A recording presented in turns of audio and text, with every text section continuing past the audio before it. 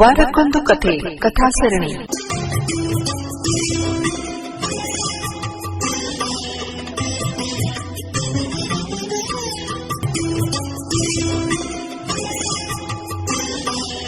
ಬನ್ನಿ ಪ್ರಿಯ ಕೆಲವರೇ, ಇನ್ನೊಂದು ಹೊಸ ಕಥೆಯನ್ನು ಕೇಳ್ಕೊಂಡು ಬರೋಣ. ಕಥೆ ಅಪ್ಪಟ ವಜ್ರ.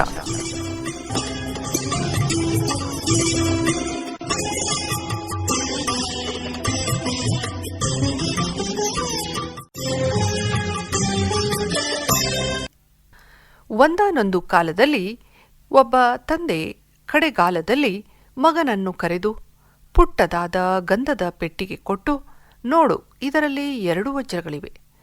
ಎರಡರಲ್ಲೂ ಏನೂ ವ್ಯತ್ಯಾಸ ಕಾಣುವುದಿಲ್ಲ. ಆದರೆ ಇದರಲ್ಲಿ ಒಂದು ಅಪ್ಪಟ ವಜ್ರ, ಇನ್ನೊಂದು ಗಾಜಿನದು. ಇದರಲ್ಲಿ ಅಸಲಿ ವಜ್ರ ಯಾವುದು, ಗಾಜಿನದು ಯಾವುದು ಅಂತ ಇದುವರೆಗೆ ಕಂಡುಹಿಡಿಯಲಾಗಲಿಲ್ಲ. ನನ್ನ ತಂದೆ ಇದನ್ನು ನನಗೆ ಕೊಟ್ಟಿದ್ದರು. ನಾನು ಪ್ರಯತ್ನಿಸಿದೆ, ಆದರೆ ಆಗಲಿಲ್ಲ. ಈಗ ನಿನಗೆ ಕೊಡುತ್ತಿದ್ದೇನೆ, ನೀನು ಇದನ್ನು ಅಂತ ಇಷ್ಟು ಹೇಳುತ್ತಿದ್ದಂತೆ ಕಣ್ಣು ಮುಚ್ಚಿದನು. ತಂದೆಯನ್ನು ಕಳೆದುಕೊಂಡ ದುಃಖದಲ್ಲಿ ಮಗನು ಸ್ವಲ್ಪ ದಿನ ಹಾಗೆ ಇದ್ದನು. ಸ್ವಲ್ಪ ದಿನಗಳು ಕಳೆದ ನಂತರ ಆತನು ವಜ್ರಗಳನ್ನು ಸರಿಯಾಗಿ ಪರಿಶೀಲಿಸಿ ಪೆಟ್ಟಿಗೆಯ ಸಮೇತ ತೆಗೆದುಕೊಂಡು ರಾಜ್ಯದ ರಾಜನ ಹತ್ತಿರ ಹೋದನು. ರಾಜನ ಆಸ್ಥಾನಕ್ಕೆ ಬಂದು ಆತನು ಪೆಟ್ಟಿಗೆಯ ಮುಚ್ಚಳ ತೆಗೆದು 2 ವಜ್ರಗಳನ್ನು ರಾಜನಿಗೆ ತೋರಿಸಿ, ಪ್ರಭು, ಇದು ನಮ್ಮ ತಂದೆ ಸಾಯುವ ಕಡೆ ಗಳಿಗೆಯಲ್ಲಿ ಕೊಟ್ಟ ವಜ್ರಗಳು. ಇಲ್ಲಿರುವ 2 ವಜ್ರಗಳಲ್ಲಿ ಒಂದು ಅಸಲಿ ವಜ್ರ, ಇನ್ನೊಂದು ಗಾಜು. ಆದರೆ ಅಂದಿನಿಂದ ಇಂದಿನವರೆಗೂ ಈ 2 ವಜ್ರಗಳಲ್ಲಿ ಅಸಲಿ ವಜ್ರ ಯಾವುದೆಂದು ಕಂಡುಹಿಡಿಯಲು ಯಾರಿಂದಲೂ ಸಾಧ್ಯವಾಗಲಿಲ್ಲ.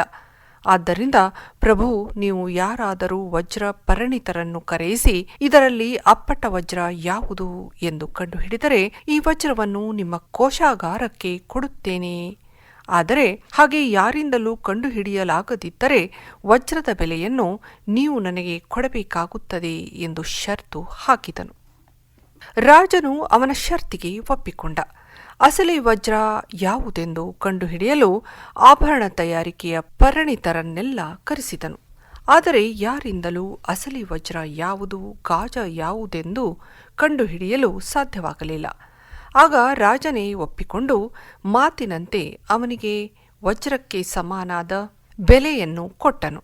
ಪುನಃ ಆತನು ವಜ್ರದ ಪೆಟ್ಟಿಗೆಯನ್ನು ತೆಗೆದುಕೊಂಡು ಹಲವಾರು ರಾಜ್ಯಗಳಿಗೆ ಹೋಗಿ ಅಲ್ಲಿ ಎಲ್ಲ ಕಡೆ ನಿಬಂಧನೆಗಳನ್ನು ಹಾಕಿ, ಅದು ಎಲ್ಲಿಯೂ ಸಾಧ್ಯವಾಗದೆ ಅವರೆಲ್ಲರೂ ಹಣವನ್ನು, ವಜ್ರದ ಬೆಲೆಯ ಆಭರಣಗಳನ್ನು ಆತನಿಗೆ ಕೊಡುತ್ತಿದ್ದರು. ಅವನು ರಾಜ್ಯದಿಂದ ರಾಜ್ಯಕ್ಕೆ ಹೋಗಿ ಬೇಕಾದಷ್ಟು ಧನ ಕನಕಗಳು ಮಾಡಿಕೊಂಡನು. ಇದು ಆತನಿಗೆ ಅಭ್ಯಾಸವಾಗಿ ಹೋಯಿತು. ಗೆದ್ದ ರಾಜಗಳಿಂದ ಬಂದ ಸಂಪತ್ತನ್ನು ತಂದು ಸಂಗ್ರಹಿಸುತ್ತಿದ್ದನು. ಹೀಗೆ ಸಂಪತ್ತನ್ನು ಕುದುರೆ ಗಾಡಿಗಳಲ್ಲಿ ಹೊತ್ತು ತರುತ್ತಿರುವಾಗ ಅವನ ಕಣ್ಣಿಗೆ ಒಂದು ಚಿಕ್ಕ ರಾಜ್ಯ ಕಣ್ಣಿಗೆ ಬಿತ್ತು. ಈತನು ತಡಮಾಡದೆ ಆ ರಾಜ್ಯಕ್ಕೂ ಹೋಗಿ ರಾಜನಿಗೆ ಇದೇ ಸವಾಲನ್ನು ಹಾಕಬೇಕೆಂದು ರಾಜ್ಯಸಭೆಗೆ ಹೊರಟನು. ಆದರೆ ಅಲ್ಲಿ ಕೆಲವು ದಿನಗಳಿಂದ ಅರಮನೆಯ ಸಭೆಯ ಆವರಣವನ್ನು ವಿಸ್ತರಿಸಿ ಆಧುನೀಕರಿಸಬೇಕೆಂದು ಸಭಾಂಗಣದಲ್ಲಿ ಕೆಲಸ ಕಾರ್ಯಗಳು ಭರದಿಂದ ಸಾಗುತ್ತಿತ್ತು. ಹೀಗಾಗಿ ರಾಜ್ಯ ಕಲಾಪಗಳನ್ನು ಕೆಲ ತಿಂಗಳ ಮಟ್ಟಿಗೆ ಅರಮನೆಯ ಬಯಲಿನ ಆವರಣದಲ್ಲಿ ನಡೆಸಲಾಗುತ್ತಿತ್ತು.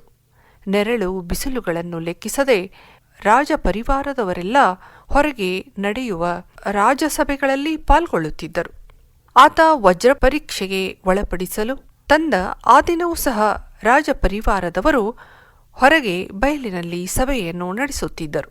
ಬಯಲಿನಲ್ಲಿ ನಡೆಸುತ್ತಿದ್ದ ಸಭೆಗೆ ಬಂದು ಕೈ ಮುಗಿದು, ಪ್ರಭು, ನನ್ನ ಹತ್ತಿರ 2 ವಜ್ರಗಳಿವೆ. ಒಂದು ನಿಜವಾದ ವಜ್ರ, ಇನ್ನೊಂದು ಗಾಜಿನದು.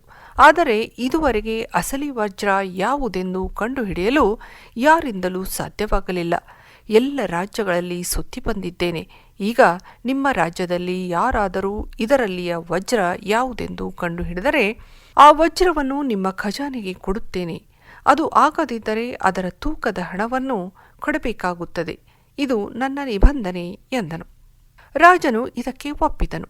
ವಜ್ರದ ಅಸಲಿ ಪರೀಕ್ಷೆ ಶುರುವಾಗುತ್ತಿದ್ದಂತೆ ರಾಜ್ಯದ ಎಲ್ಲ ಪರಿಣಿತರು ವಜ್ರದ ಪರೀಕ್ಷೆಯಲ್ಲಿ ಪಾಲ್ಗೊಂಡರು. ಬಹಳ ಸೂಕ್ಷ್ಮವಾಗಿ ಪರಿಶೀಲಿಸಿದರು. ಆದರೆ ಯಾರಿಂದಲೂ ಕಂಡುಹಿಡಿಯಲು ಸಾಧ್ಯವಾಗಲಿಲ್ಲ. ಆತ ಇನ್ನೇನು ರಾಜನು ಕೊಡುವ ಎಲ್ಲ ಸಂಪತ್ತನ್ನು ತೆಗೆದುಕೊಂಡು ಹೊರಡುವುದೆಂದು ನಿರ್ಧಾರ ಮಾಡಿ ಹೆಜ್ಜೆ ಮುಂದಿಟ್ಟನು. ಇಲ್ಲೂ ಕೂಡ ಆ ಸಮಯಕ್ಕೆ ಗುಂಪಿನೊಳಗಿನಿಂದ ಕಣ್ಣು ಕಾಣದ ಕುರುಡನು ವೃದ್ಧನೂ ಆಗಿ ಒಬ್ಬ ವ್ಯಕ್ತಿ ಗುಂಪಿನಿಂದ ಮುಂದೆ ಬಂದು ಸಭೆಯನ್ನು ಉದ್ದೇಶಿಸಿ, ನಾನು ಈ 2 ವಜ್ರದಲ್ಲಿ ಅಸಲಿ ಯಾವುದು ನಕಲಿ ಯಾವುದು ಎಂದು ಕಂಡು ಹಿಡಿಯಬಹುದೇ ಕೇಳಿದನು.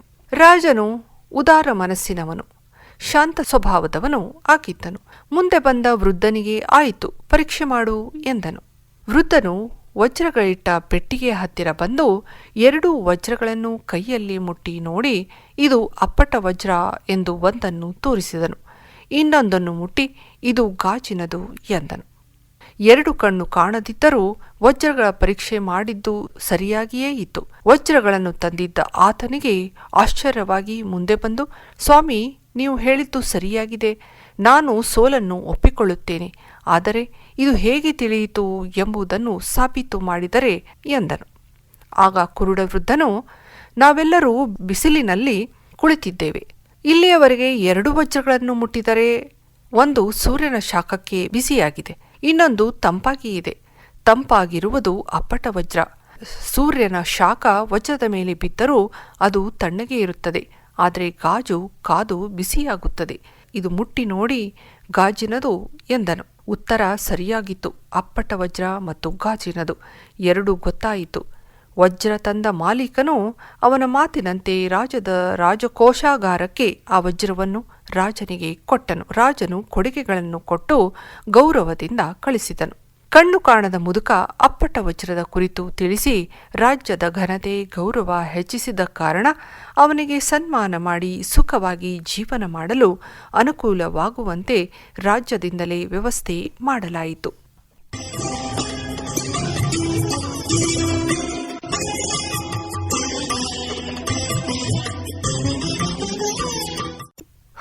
ಪ್ರಿಯ ಕೆಡುಗರೆ, ಗೊತ್ತಾಯ್ತಲ್ಲ?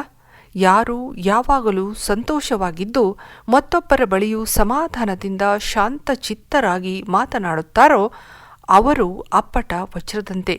ಯಾರು ಯಾವಾಗಲೂ ಸಿಡಿಮಿಡಿಗುಟ್ಟುತ್ತಾ ಅಸಮಾಧಾನದಿಂದ ಮಾತನಾಡಿ ಬೇರೆಯವರ ಮನಸ್ಸಿಗೆ ನೋವು ಮಾಡುತ್ತಾರೋ ಅವರೇ ಗಾಜಿನಂತೆ. ಅಲ್ಲವೇ ಪ್ರಿಯ ಕೆಳಗರೆ, ನೀವೇನಂತೀರಾ?